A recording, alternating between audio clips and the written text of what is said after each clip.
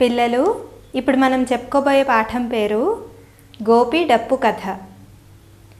పేదలకు నిస్సహాయులకు సహాయం చేయడం వల్లనే కర్ర చక్రం నాకు ఇష్టమైన డప్పుగా మారింది. ఇలా ఎవరు అనుకున్నారు? ఎందుకు అనుకున్నారు? ఇప్పుడు ఈ కథ చదివి ఈ కథ ద్వారా మనం తెలుసుకుందాం. సుల్తానాబాద్ గ్రామంలో గోపి అనే పిల్లవాడు ఉండేవాడు. అతను వాళ్ళ నానమ్మతో పాటు ఉండేవాడు. గోపి వాళ్ళ నాయనమ్మ ఎంతో కష్టపడి బతుకు వెళ్ళదీసేది. ఒకరోజు నాయనమ్మ గోపితో, బాబు, నేను కట్టెలు అమ్మడానికి సంతకు వెళ్తున్నాను, వచ్చేటప్పుడు నీకేమైనా తీసుకురానా అంది. గోపి నాయనమ్మతో, నాకేమీ వద్దు కానీ బజారులో డప్పు దొరికితే తీసుకురావా, డప్పు వాయించడం అంటే నాకు చాలా ఇష్టం, దానితో ఆడుకుంటాను అన్నాడు. నాయనమ్మ సరే అంది. సంతలో కట్టెలు అమ్మాక నాయనమ్మ ఒక బొమ్మల దుకాణంలోనికి వెళ్ళి, బాబు, ఈ డప్పు ధర ఎంత అని అడిగింది. 22 రూపాయలు అన్నాడు దుకాణదారు. కానీ నాయనమ్మ దగ్గర 15 రూపాయలే ఉన్నాయి. అయ్యో, మనవడి కోసం డప్పు కూడా కొనలేకపోయాని అనుకుంటూ ఇంటికి బయలుదేరింది నిరాశగా. దారిలో ఆమెకు ఒక గుండ్రని కర్ర చక్రం కనిపించింది. పోనీ దీన్నైనా తీసుకెళ్తాను, నా మనవడు ఆడుకుంటాడు అని ఆ చక్రాన్ని సంచిలో వేసుకొని ఇంటికి తీసుకెళ్ళింది. గోపి పరిగెత్తుకొచ్చి నాయనమ్మను చుట్టేశాడు. నాయనమ్మ, డప్పు తెచ్చావా అని అడిగాడు. డప్పు మరెప్పుడైనా తెస్తాను, ఈ చక్రంతో ఆడుకో అని కర్ర చక్రాన్ని తీసి గోపికి ఇచ్చింది. గోపి ఏమీ మాట్లాడకుండా కర్ర చక్రాన్ని తీసుకుని దాన్ని దొర్లించుకుంటూ ఊరిలో తిరగసాగాడు. అతడికి ఆ కర్ర చక్రం బాగా నచ్చింది. కర్ర చక్రంతో ఆడుకుంటూ వెళ్తుంటే గోపికి ఒక చోట ఒక ముసలమ్మ పొయ్యి ముందర కూర్చొని ఏడవడం కనిపించింది. ఆమె దగ్గరగా వెళ్ళి, అవ్వా, ఎందుకు ఏడుస్తున్నావు అని అడిగాడు. బాగా ఆకలిగా ఉంది, ఇంట్లో పిండి ఉంది కానీ పొయ్యి వెలిగించడానికి కట్టెలు లేవు అన్నాడు. కట్టెలు లేవు, రొట్టెలు ఎలా చేసుకోవాలో తెలియడం లేదు అంది దీనంగా. అప్పుడు ఆ పిల్లాడు, అవ్వా ఏడవకు, నా దగ్గర కర్రచక్రం ఉంది, దీంతో పొయ్యి వెలిగించుకొని రొట్టెలు చేసుకొని నీ ఆకలి తీర్చుకో అని కర్రచక్రాన్ని ఆమెకు ఇచ్చాడు. ముసలమ్మ గోపి జాలి గుణానికి సంతోషించింది. ఆ కర్రతో పొయ్యి వెలిగించి రొట్టెలు చేసుకుంది. బాబు, నువ్వెంతో మంచివాడివి, నా ఆకలి తీర్చావు, నీకివ్వడానికి నా దగ్గర ఏమీ లేదు, ఇదిగో ఈ రొట్టె తీసుకో, ఆకలేసినప్పుడు తిను అని ఒక రొట్టె ఇచ్చింది. రొట్టెను కాగితంలో చుట్టుకొని ముందుకెళ్ళాడు గోపి. కొంత దూరం వెళ్ళగానే కుండలు చేసే కనకయ్య కూతురు సరిత వాళ్ళమ్మ బడిలో కూర్చొని ఏడుస్తూ కనిపించింది. పిన్ని, మీ అమ్మాయి ఎందుకు ఏడుస్తోంది అని అడిగాడు గోపి. ఆకలితో ఏడుస్తోంది, వీళ్ళ నాన్న పట్నం వెళ్ళాడు, రేపు వస్తాడు, నేనేం చేయను అంది బాధగా. గోపికి కూడా ఎంతో బాధ కలిగింది.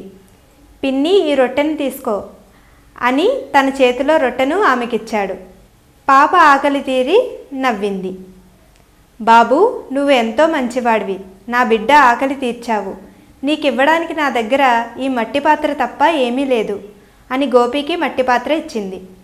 గోపి మట్టి పాత్రను తీసుకొని కొంత దూరం వెళ్ళాక బట్టలు ఉతికే రాజయ్య కనిపించాడు. అతను తన కొడుకును మందలిస్తున్నాడు. దాంతో అతని కొడుకు ఏడుస్తున్నాడు. బాబాయ్, ఈ బాబు ఎందుకు ఏడుస్తున్నాడు అని అడిగాడు గోపి. వీడు పొద్దున్నే నా మట్టి పాత్ర పగలగొట్టాడు, అందులోనే బట్టలు ఉడికించి ఉతకాలి, ఇప్పుడు మట్టి పాత్ర ఎక్కడి నుండి తేవాలి, బోలెడు బట్టలున్నాయి, వాటిని ఉతికితేనే డబ్బులు వస్తాయి అని అన్నాడు రాజయ్య. బాబాయ్, అతన్ని ఏమీ అనకు, ఇదిగో ఈ మట్టి పాత్ర తీసుకో అని మట్టి పాత్ర ఇచ్చేశాడు. దాంతో రాజయ్య, బాబు, నువ్వెంతో మంచివాడివి అని చెప్పి మట్టి పాత్రకు బదులుగా లోపలి నుండి ఒక పాత కంబళి తెచ్చి గోపికి ఇచ్చాడు. గోపి కంబళి భుజాన వేసుకొని నది దగ్గరకు వెళ్ళాడు. అక్కడ ఒక వ్యక్తి ఒంటి మీద సరైన గుడ్డలు లేకుండా చలికి గజగజ వణుకుతూ నిలబడి ఉన్నాడు. అతని పక్కనే ఒక గుర్రం ఉంది. గోపి పరిగెత్తుకెళ్ళి కంబళిని అతనికిచ్చి కప్పుకోమన్నాడు. ఆ వ్యక్తి కంబళి కప్పుకొని అందులో ముడుచుకుపోయాడు. అతని చలి తగ్గింది. అయ్యా, మీరెవరు? ఎందుకిలా ఉన్నారు అని అడిగాడు గోపి. దానికి అతను, నేనొక వ్యాపారిని. పట్నంలో వ్యాపారం చూసుకొని వస్తుంటే దొంగలు దాడి చేసి నా డబ్బు నగలతో పాటు ఒంటి మీద బట్టలు కూడా దోచుకుపోయారు. సమయానికి నా గుర్రం దూరంగా మేత వేస్తోంది, లేకపోతే దాన్ని కూడా తీసుకువెళ్ళేవారు. చలితో వణుకుతున్న నాకు కంబళి ఇచ్చి ప్రాణం కాపాడావు. నీకివ్వడానికి నా దగ్గర ఈ గుర్రం తప్ప మరేమీ లేదు అని గుర్రాన్ని గోపికి ఇచ్చేశాడు. గోపి గుర్రం కళ్ళేని చేత్తో పట్టుకొని అలా నడుచుకుంటూ పట్నంలోనికి ప్రవేశించాడు. పట్నంలో అతనికో ఊరేగింపు కనిపించింది. కానీ ఆ ఊరేగింపు ముందుకు కదలడం లేదు. అందరూ నిశ్శబ్దంగా నిలబడి ఉన్నారు. అది చాలా పెద్ద ఊరేగింపు. అందరూ ఖరీదైన దుస్తులు, నగలు ధరించి ఉన్నారు. బ్యాండ్ మేళం వాళ్ళంతా ఒకే రకమైన తెల్లని ఎర్రని దుస్తులతో చూడముచ్చటగా ఉన్నారు. వాళ్ళ చేతుల్లో సన్నాయి, డోలు, డప్పు ఇలా రకరకాల వాద్యాలు ఉన్నాయి. గోపికి ఊరేగింపు ఎందుకు నిశ్శబ్దంగా ఉందో అర్థం కాలేదు. గుర్రాన్ని చెట్టుకు కట్టేసి ఊరేగింపు వద్దకు వెళ్ళాడు. ఊరేగింపు ముందర పెళ్ళికొడుకు, అతని తండ్రి దీనంగా నిలబడి ఉన్నారు. ఏమైంది? ఊరేగింపు ఎందుకు ఆగిపోయింది అని అడిగాడు గోపి. ఏమని చెప్పను బాబు, నేను ఈ ఊరిలో పెద్ద షావుకారును. ఈరోజు నా ఏకైక కుమారుని పెళ్ళి. ముహూర్త సమయం దాటిపోతుంది, కానీ మేము మాట్లాడుకున్న గుర్రం ఇంకా రాలేదు. మరో గుర్రం అందుబాటులో లేదు. ముహూర్తం దాటిపోతుంది. పైగా నాకిది చాలా అవమానకరం అన్నాడు పెళ్ళికొడుకు తండ్రి. అయ్యో తాత, దీనికే మీరింత బాధపడాలా? నా దగ్గర గుర్రం ఉంది, దాన్ని తీసుకుని ఊరేగింపు ప్రారంభించండి అని గుర్రాన్ని తీసుకువచ్చి ఇచ్చాడు. ఊరేగింపు మొదలైంది. పెళ్ళి అంగరంగ వైభవంగా జరిగింది. నాయనా, నువ్వు చాలా మంచివాడివి. నేను ఈ ఊరిలో ధనవంతుడైన షావుకారును. నీ గుర్రానికి ఎన్ని రూపాయలు కావాలో అడుగు అన్నాడు షావుకారు. గోపి నిర్మలమైన మనసుతో, తాత, నాకు డబ్బులు వద్దు. ఒకవేళ ఇవ్వదలుచుకుంటే ఆ బ్యాండ్ మేళంలోని డప్పు ఇప్పించండి. డప్పంటే నాకు చాలా ఇష్టం అన్నాడు గోపి. షావుకారు ఎంతో సంతోషించి ఆ డప్పును, దాంతోపాటే డబ్బును ఇచ్చాడు. డబ్బు సంచిని భుజాన వేలాడేసుకొని డప్పు కొట్టుకుంటూ ఇంటికి బయలుదేరాడు గోపి. ఇంటి నుండి బయలుదేరేటప్పుడు, నా దగ్గర ఒక కర్ర చక్రం ఉంది, కానీ పేదలకు అవసరాల్లో ఉన్నవారికి సహాయం చేయడం వల్లనే కర్రచక్రం నాకు ఇష్టమైన డప్పుగా మారింది అని అనుకున్నాడు. విన్నారు కదా పిల్లలు? ఇప్పుడు దీనికి సంబంధించిన అభ్యాసాలను చూద్దాం. గోపి డప్పు కథను మీరు మీ సొంత మాటల్లో చెప్పడానికి ప్రయత్నం చేయండి. ఈ కథలో గోపి కాకుండా మీకు నచ్చిన మరొక వ్యక్తి పేరు, మరొక పాత్ర పేరు రాసి దాని గురించి రాయండి. అలాగే మీరు చూసిన పెళ్లి ఊరేగింపు గురించి కూడా వర్ణిస్తూ రాయండి. గోపి కర్రచక్రం, నా దగ్గర కర్రచక్రం ఉండేది, పేదలకు అవసరాల్లో ఉన్న వాళ్ళకి సహాయం చేయడం వల్లే నాకు ఈ డప్పు లభించింది అని అనుకున్నాడు కదా. ఎందువల్ల అలా అనుకున్నాడో దానికి కారణం ఏంటో కూడా రాయండి. తర్వాత అభ్యాసం చూద్దాం. ఈ అభ్యాసంలో గోపి ఏమిచ్చాడు, ఎవరికిచ్చాడు, ఏం తీసుకున్నాడో చూద్దాం. గోపి ముందు ఏమిచ్చాడు? కర్రచక్రం ఇచ్చాడు. కర్రచక్రం ఇచ్చి కర్రచక్రం ఎవరికి ఇచ్చాడు? అవ్వకు ఇచ్చాడు. కర్రచక్రం అవ్వకు ఇచ్చాడు. ఏం తీసుకున్నాడు? రొట్టెను తీసుకున్నాడు. తర్వాత రొట్టెను ఎవరికి ఇచ్చాడు? కుండలు చేసే కనకయ్య భార్యకు ఇచ్చాడు. అంటే సరిత వాళ్ళ అమ్మకు ఇచ్చాడు. ఇచ్చి ఏం తీసుకున్నాడు? మట్టి పాత్ర తీసుకున్నాడు. మట్టి పాత్రను ఎవరికిచ్చాడు? బట్టలుతికే రాజయ్యకి ఇచ్చాడు. ఏం తీసుకున్నాడు? కంబళి తీసుకున్నాడు. కంబళిని ఎవరికిచ్చాడు? వ్యాపారికి ఇచ్చాడు. వ్యాపారి దగ్గర నుంచి ఏం తీసుకున్నాడు? గుర్రం తీసుకున్నాడు. తర్వాత గుర్రం ఎవరికి ఇచ్చాడు? షావుకారుకు ఇచ్చాడు. షావుకారు ఏమిచ్చాడు గోపికి? డబ్బు. షావుకారు దగ్గర డబ్బు తీసుకున్నాడు. తర్వాత అభ్యాసం చూద్దాం. ఈ అభ్యాసంలో ఇక్కడ ఉన్న మాటలు ఎవరితో అన్నారో చెప్పాలి. బాబు ఈ డప్పు ధర ఎంత? బాబు ఈ డప్పు ధర ఎంత? ఈ మాట ఎవరితో అన్నారు? నాయనమ్మ డప్పు అమ్మేవాడితో అంది. నాయనమ్మ డప్పు అమ్మేవాడిని ఈ డప్పు ధర ఎంత అని అడిగింది. తర్వాత వీళ్ళ నాన్న పట్నం వెళ్ళాడు, రేపు వస్తాడు. వీళ్ళ నాన్న పట్నం వెళ్ళాడు, రేపు వస్తాడు. ఈ మాట ఎవరితో అన్నారు? కుండలు చేసే కనకయ్య భార్య అంటే సరిత వాళ్ళ అమ్మ గోపితో అంది. తర్వాత ఊరేగింపు ఎందుకు ఆగిపోయింది? ఊరేగింపు ఎందుకు ఆగిపోయిందని ఎవరితో అన్నారు? గోపి షావుకారుతో అన్నాడు. తర్వాత పేదలకు అవసరాల్లో ఉన్నవారికి సహాయం చేయడం వల్లనే కర్రచక్రం డప్పుగా మారింది అని ఎవరితో అన్నారు? గోపి తనలో తాను అనుకున్నాడు. తర్వాత అభ్యాసాన్ని చూద్దాం. ఇప్పుడు ఈ పాఠానికి సంబంధించిన ప్రశ్న జవాబులను చూద్దాం. గోపి నాయనమ్మను ఏమని అడిగాడు? నాయనమ్మను గోపి ఏమని అడిగాడు? బజారులో డప్పు దొరికితే తీసుకురమ్మని అడిగాడు.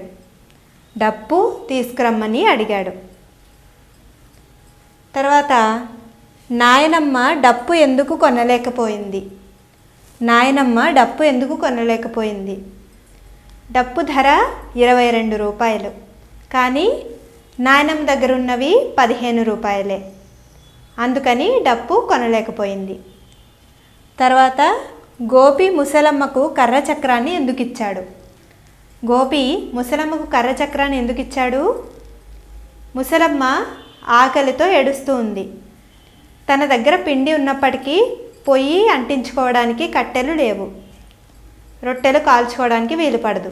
అందుకని తన కర్ర చక్రాన్ని ఇచ్చి పొయ్యి వెలిగించుకోమని సహాయపడ్డాడు. తర్వాత రొట్టెకు బదులుగా మట్టి పాత్ర ఇస్తూ సరిత వాళ్ళ అమ్మ గోపితో ఏమన్నది?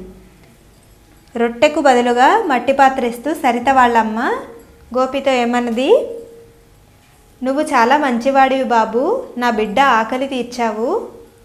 నా దగ్గర ఈ మట్టి పాత్ర తప్ప మరేమీ లేదు, ఈ మట్టి పాత్ర తీసుకో అని చెప్పింది. తర్వాత గోపికి గుర్రాన్ని ఎందుకు ఇచ్చారు? వ్యాపారి ఇచ్చాడు. ఎందుకు ఇచ్చాడు? కంబళి ఇచ్చి చలి నుండి తన ప్రాణాలను రక్షించినందుకు గోపికి ఆ వ్యాపారి గుర్రాన్ని ఇచ్చాడు. గోపి చూసినప్పుడు ఊరేగింపు ఎలా ఉంది? ఊరేగింపు ఆగిపోయి నిశ్శబ్దంగా ఉంది. తర్వాత ప్రశ్న, షావుకారు గోపికి ఏమిచ్చాడు? డప్పుతో పాటు కొంత డబ్బును కూడా ఇచ్చాడు. తర్వాత అభ్యాసాన్ని చూద్దాం. గోపి గురించి మీరు ఒక 5 వాక్యాలలో రాయండి. అలాగే గోపి మంచివాడని అందరూ పొగిడారు కదా, అలాగే మిమ్మల్ని కూడా మంచివాళ్ళని పొగడాలంటే మీలో ఎటువంటి గుణాలు ఉండాలో సొంతంగా ఆలోచించి రాయండి. గోపికి 5 సంఘటనలు ఎదురయ్యాయి కదా, ఆ 5 సంఘటనలో మీకు ఏ సంఘటన బాగా నచ్చిందో రాయండి, దాని గురించి రాయండి. అలాగే గోపికి ఎదురైన ఈ సంఘటనలన్నిటినీ ఇంటికి వెళ్ళిన తర్వాత నాయనమ్మతో ఏమని చెప్పి ఉంటాడో ఊహించి రాయండి. తర్వాత అభ్యాసాన్ని చూద్దాం. ఒక హల్లుకు వేరొక హల్లు ఒత్తుగా చేరినప్పుడు దానిని ఏమంటాము? ఒక హల్లుకు వేరొక హల్లు ఒత్తుగా చేరితే సంయుక్తాక్షరం అంటాం. సంయుక్తాక్షరం అంటాం. ఈ సంయుక్తాక్షరం ఉన్న పదాలు ఇప్పుడు మనం కొన్ని చూద్దాం. సుల్తానాబాద్, సుల్తానాబాద్. లా లా అనే హల్లుకు టా అనే హల్లు ఒత్తుగా చేరింది. సుల్తానాబాద్. తర్వాత గ్రామం, గ్రామం, గ్రామం. చూడండి, గా అనే హల్లుకు రా అనే హల్లు ఒత్తుగా చేరింది. తర్వాత దొర్లించుకుంటూ, దొర్లించుకుంటూ. రీ అనే హల్లు కింద లా అనే హల్లు చేరింది. తర్వాత కష్టపడి, కష్టపడి. షా కింద టా ఒత్తు. ఇలాంటి సంయుక్తాక్షరం ఉన్న పదాలు మీరు కూడా మరికొన్నిటిని రాయండి. ఉదాహరణకు ఆంధ్రప్రదేశ్. ఇందులో చూడండి, 2 సంయుక్తాక్షరాలు వచ్చాయి. ధా కింద రావొత్తు, పా కింద రావొత్తు. ఇలా మీరు కూడా కొన్ని సంయుక్తాక్షర పదాలను రాయండి. తర్వాత అభ్యాసాన్ని చూద్దాం. చూడండి, మట్టి పాత్ర. ఇక్కడ ఈ పదం, ఈ ఒక్క పదం 2 పదాలతో కూడుకొని ఉంది. మట్టి పాత్ర. ఇందులో మొదటి పదం ఈ రెండో పదం దేనితో తయారు చేయబడిందో తెలుపుతుంది. మట్టితో చేయబడిన పాత్ర. అలాగే కర్ర చక్రం. కర్ర అనేది దేనితో తయారు చేయబడి, అంటే చక్రం అనేది దేనితో తయారు చేయబడింది? కర్రతో తయారు చేయబడింది. కర్ర చక్రం, కర్ర చక్రం. గుడ్డ సంచి. ఇందులో రెండో పదం ఏంటి? సంచి. మొదటి పదం గుడ్డ, రెండో పదం దేంతో తయారు చేయబడిందో మొదటి పదం తెలుపుతుంది. గుడ్డ సంచి. జొన్న రొట్టె, జొన్న రొట్టె. రొట్టె జొన్నలతో తయారు చేయబడింది. మట్టి పాత్ర, కర్ర చక్రం, గుడ్డ సంచి, జొన్న రొట్టె. ఇటువంటి పదాలను మీరు మరికొన్నిటిని రాయండి. తర్వాత అభ్యాసం చూద్దాం. ఈ అభ్యాసంలో ఈ వాక్యాలను చదివి, ఈ వాక్యంలో గీత గీసిన పదం ఉంది కదా, ఆ పదానికి అదే అర్థాన్ని ఇచ్చే మరొక పదాన్ని చేర్చి వాక్యాన్ని రాయాలి. ఉదాహరణకు, పొయ్యి వెలిగించడానికి కట్టెలు లేవు. పొయ్యి వెలిగించడానికి కట్టెలు లేవు. ఇందులో గీత గీసిన పదం వెలిగించడానికి. దానికి అదే అర్థం ఇచ్చే ఇంకొక పదం మండించడానికి అని రాయొచ్చు. పొయ్యి మండించడానికి కట్టెలు లేవు. ఆ విధంగా వీటికి కూడా రాయాలి.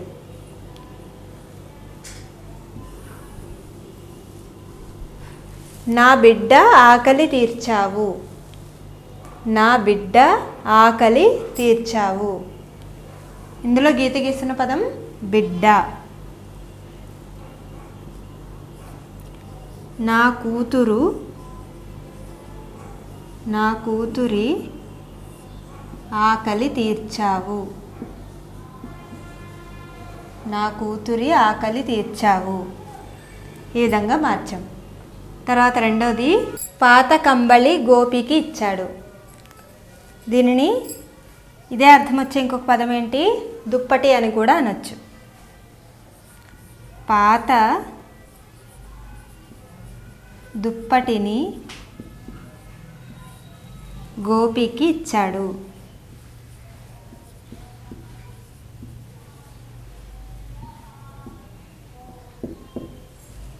తర్వాత ఒంటి మీద బట్టలు కూడా దోచుకుపోయారు. ఒంటి మీద బట్టలు కూడా దోచుకుపోయారు. బట్టలుని గుడ్డలు అని కూడా అంటారు. ఒంటి మీద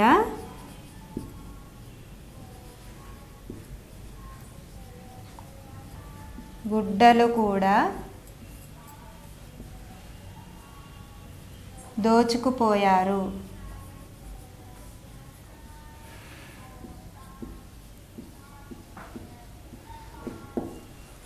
తర్వాత గుర్రాన్ని చెట్టుకు కట్టేసి వెళ్ళారు. గుర్రాన్ని చెట్టుకు కట్టేసి వెళ్ళారు. చెట్టు అనే అర్థం వచ్చే మరొక పదం ఏంటి? మాను. గుర్రాన్ని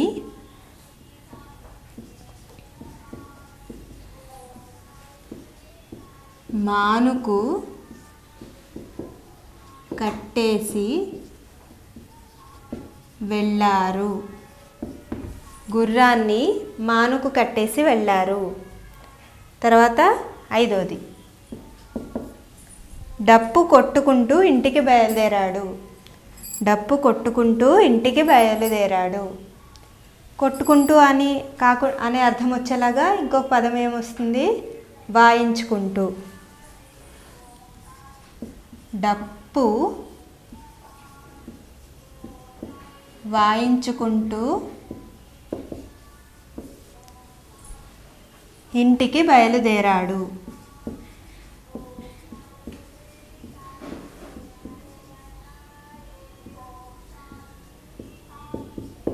డప్పు వాయించుకుంటూ ఇంటికి బయలుదేరాడు. రాసుకున్నాం కదా. తర్వాత అభ్యాసాన్ని చూద్దాం. ఈ పాఠానికి సంబంధించి మీరు చేయాల్సినవి ఏంటంటే, గోపి ఇంకా షావుకారుకు మధ్య గల సంభాషణను రాయండి. అలాగే ఒక పాలిథిన్ కవర్, గట్టి కాగితాలు, ప్లాస్టిక్ డబ్బా వీటిని తీసుకొని కుండ మూతకు అతికించి లేదా కట్టి డప్పు సొంతగా తయారు చేసుకోండి. దాన్ని వాయిస్తూ పాట పాడండి. అలాగే ఇప్పుడు గోపి తన దగ్గరున్న రొట్టె, కంబళి, కర్రచక్రం, గుర్రం ఇవన్నిటినీ అవసరమైన వారికి ఇచ్చాడు కదా. అలాగే మీరు కూడా అవసరమైన వారికి ఇవ్వాలంటే మీ దగ్గర ఏమేమి ఉన్నాయి, ఏమేమి ఇస్తారు, ఎలా సహాయపడతారో సొంతంగా రాయండి. తర్వాత అభ్యాసాన్ని చూద్దాం. ఈ అభ్యాసంలో ఇక్కడ ఉన్నటువంటి అసమాపక, సమాపక క్రియలతో వాక్యాలను రాయాలి. అలాగే ఈ అసమాపక, సమాపక క్రియలు ఏ కాలంలో ఉన్నాయో చెప్పాలి.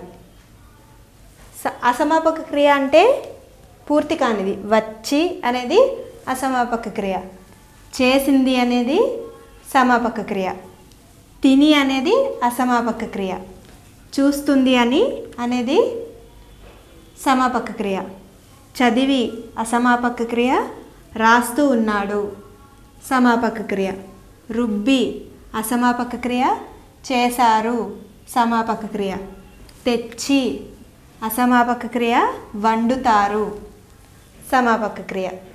ఇప్పుడు వీటితో మనం వాక్యాలు రాద్దాం.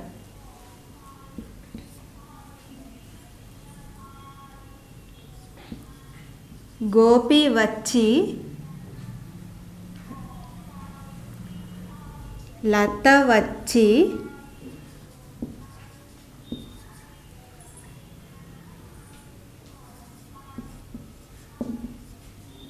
బుట్ట తయారు చేసింది. లత వచ్చి బుట్ట తయారు చేసింది. లత వచ్చి బుట్ట తయారు చేసింది. ఇది ఏ కాలంలో ఉంది? చేసింది అన్నారు, అంటే వచ్చి చేసింది. ఎటువంటి క్రియాపదం అది? భూతకాలంలో ఉన్న క్రియాపదం.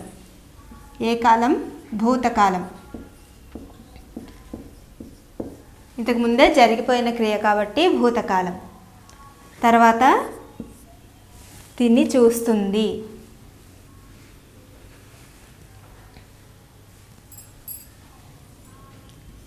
సీత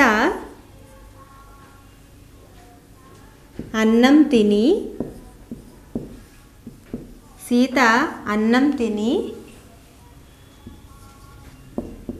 టీవీ చూస్తుంది. సీత అన్నం తిని టీవీ చూస్తుంది. చూస్తుంది అని ఉంది, అంటే ఇంకా చూడలేదు కాబట్టి ఇది భవిష్యత్ కాలం. భవిష్యత్ కాలం. తర్వాత చదివి రాస్తూ ఉన్నాడు. దీంతో వాక్యాన్ని రాద్దాం. గోపి పాఠం చదివి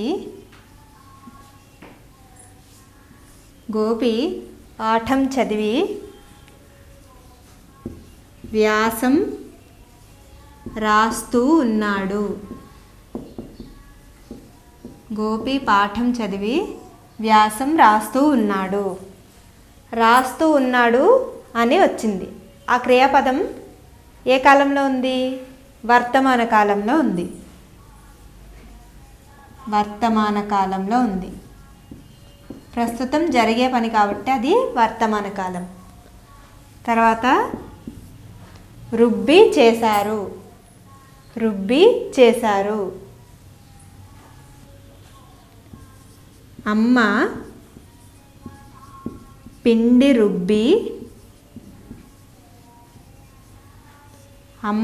రుబ్బి గారెలు చేశారు. ఇది ఏ కాలం? చేశారు అనేది జరిగిపోయిన పని అంటే భూతకాలం. తర్వాత తెచ్చి వండుతారు. తెచ్చి వండుతారు.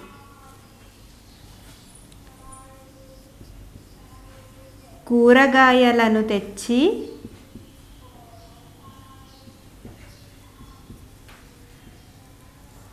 వంట వండుతారు.